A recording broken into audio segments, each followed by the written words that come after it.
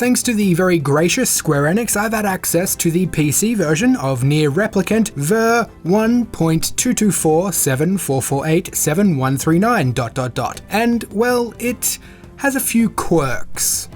First of all, the game is amazing, and there will be a video that is more about NieR Replicant and my experience with it, but for the moment I just want to focus on the few little things prospective PC players will probably want to know.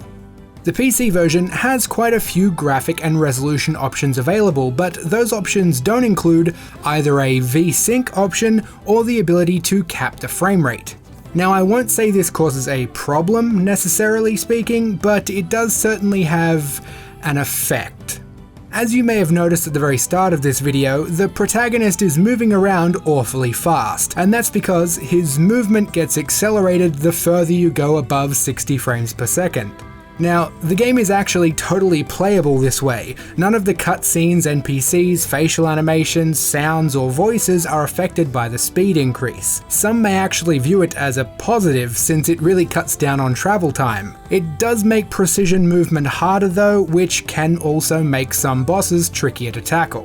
There is a very simple fix for this, however. In your graphics card's control panel, you should have the option to limit the frame rate of a specific application. Setting the max frame rate to 60 completely solves this issue, and the game runs at normal speed.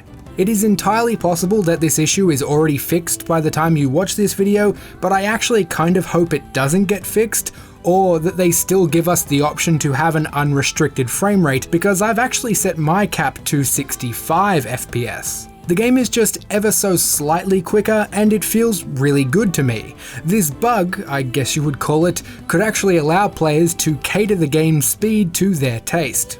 Another issue you might run into involves V-Sync, or vertical sync. If you're using a G-Sync display, V-Sync is most likely turned off by default in the NVIDIA control panel. This is actually part of the reason the game exceeds 60 FPS and gets crazy fast. I found that forcing vertical sync on in the control panel limited my frame rate in-game to 48 FPS. I'm not entirely sure why it got limited to this very specific number, since the refresh rate of my monitor is 240 Hz, but 48 FPS is what the game ran at maximum with vertical sync enabled.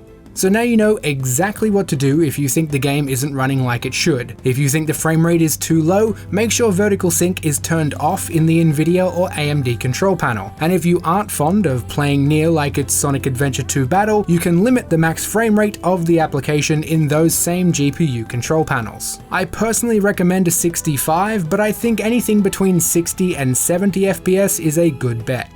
Other than that, the PC version seems great. The game looks surprisingly good at max settings. It's much more of a glow up than I was expecting. I will note that I have seen someone else saying they're having performance issues when using a specific controller, but I've been playing with keyboard and mouse like a normal PC gamer, and the performance is solid. No stuttering or major frame drops on my end. The keyboard and mouse mapping and controls are also great. I usually brace myself for a whole lot of remapping for JRPGs on PC, but the layout here seems well thought out. So subscribe and all that jazz, you know the drill. I've got about 1 million videos in the pipeline because these are indeed exciting times we live in. I hope you're all looking forward to NieR Replicant. Thanks for watching, and I'll see you all soon.